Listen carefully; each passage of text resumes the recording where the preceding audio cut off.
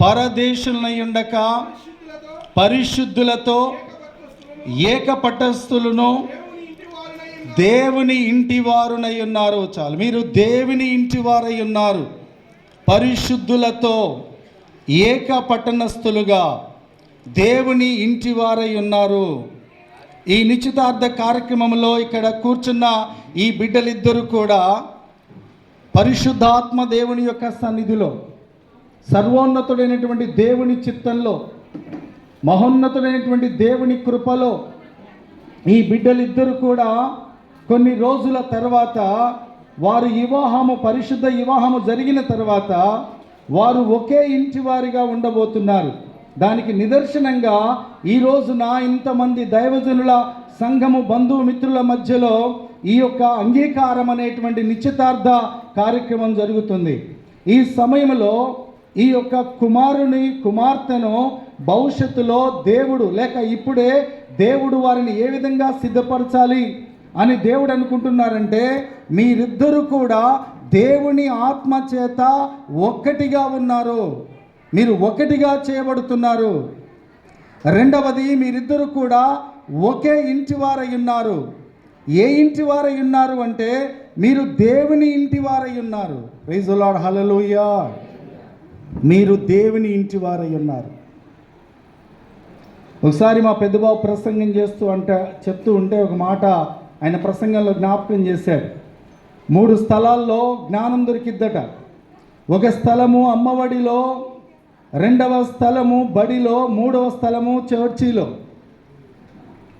ప్రపంచంలో ఇంకెక్కడికి పోయినా కూడా జ్ఞానం దొరకదు. ఈ 3 స్థలాలనే జ్ఞానం దొరికిద్దట. ఒకటి అమ్మఒడిలో, 2వది బడిలో, 3వది దేవుని మందిరంలో, దేవుని వాక్యము దగ్గర. మీరు దేవుని ఇంటి వారై దేవుని సన్నిధిలో మీరు జతపరచబడబోతున్నారు కనుక, మీరు దేవుని ఇంటివారు కాబోతున్నారు కనుక, మీరు జాగ్రత్తగా దేవుని సన్నిధిలో ఎదుగుతున్నారు కనుక ఈ రోజున ఈ సందేశాన్ని మీరు జాగ్రత్తగా వినాలని ప్రభు పేరిట మీకు జ్ఞాపకం చేస్తున్నాను. దేవునికి స్తోత్రం, హల్లెలూయా. బైబిల్ గ్రంథంలో ఒక మంచి యంగ్స్టార్స్ని మీ మధ్యలో జ్ఞాపకం చేయాలనుకుంటున్నాను. ఆ యంగ్స్టార్స్ ఎవరు? ఆ గొప్ప దేవుని యొక్క ఆత్మాభిషేకం కలిగిన వారు ఎవరు? మంచి దేవుని ఇంటివారు అనిపించుకున్న వారు ఎవరు అంటే ఇస్సాకు, రిబకా. దేవునికి స్తోత్రం, హల్లెలూయా. ఇస్సాకు చిన్న వయసు నుండే గొప్ప ప్రార్థనాపరుడు. వివాహము కాకముందు నుండే దేవుడి యందు భయభక్తులు కలిగిన వాడు. అతను తన యొక్క యవన ప్రాయంలోకి వచ్చిన తర్వాత తండ్రి వివాహం కొరకు ఎలియాజర్ను పంపించినప్పుడు ఇస్సాకు చేసేటువంటి పని ఏమిటంటే ప్రార్థన చేసేటువంటి వాడిగా ఉన్నాడు. దేవుని మహిమపరిచేవాడిగా ఉన్నాడు. ఈ రోజున ఈ మధ్యాహ్న వేళ సమయంలో రఘు కూడా తన జీవితంలో ఎప్పుడు కూడా ప్రభుని స్తుతించేవాడిగా, ఆరాధించేవాడిగా ఉండాలి. ఇస్సాకు కొరకు అమ్మాయిని తీసుకొని రావడానికి ఎలియాజరు వెళ్ళాడు. ఎలియాజరు తిరిగి వస్తున్నటువంటి సందర్భం అంతట్లో కూడా ఇస్సాకు ప్రార్థన చేస్తున్నట్లుగా మనం చూస్తాం. ఇస్సాకు ప్రభుని ఘనపరుస్తున్నట్లుగా చూస్తాం.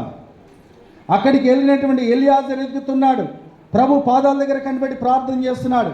దేవా, నా యజమానుడు గొప్పవాడు కదా, నా యజమాని కుమారుడు ప్రార్థనాపరుడు కదా, ఒక మంచి అమ్మాయి కావాలయ్యా, మంచి అమ్మాయి కావాలయ్యా.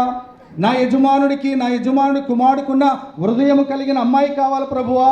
ఆ అమ్మాయి కోసం నేను ప్రార్థన చేస్తున్నాను తండ్రి అని అనేక రకాల ఊహల్లో ప్రార్థన చేస్తున్నాడు. ఆ సమయంలోనే అక్కడికి దేవుడు ఎవరిని తీసుకొని వచ్చాడు? రిబకాని తీసుకొని వచ్చాడు. ఎంత మంచి తల్లి అంటే రిబకా, చక్కటి హృదయం కలిగిన తల్లి. చప్పట్లు కొట్టి ప్రభువుని మహిమపరచుదాం. రిబకా మంచి హృదయము కలిగిన వ్యక్తి. యవన ప్రాయంలో, చిన్న వయసులో ఉంది, అమాయకత్వంలో ఉంది. అలాంటి ఆ రిబకా అక్కడికి వచ్చి ఎలియాజరు దేవుని సన్నిధిలో ఏమడిగాడో అన్నీ చేస్తూనే ఉంది. అప్పటికి యెహోవా దేవుడు ఆమెకు తెలియదు. అయినా కూడా ఆమె చాలా జ్ఞానముతో ఉంది.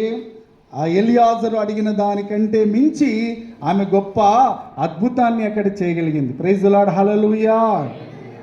ఈ రోజున ఈ ఉదయకాల సమయంలో నేను మరొకసారి జ్ఞాపకం చేస్తున్నాను.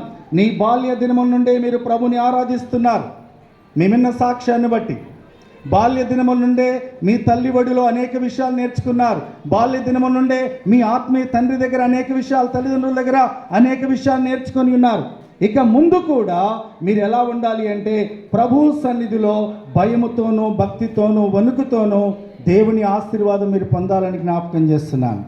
Praise the lord, hallelujah.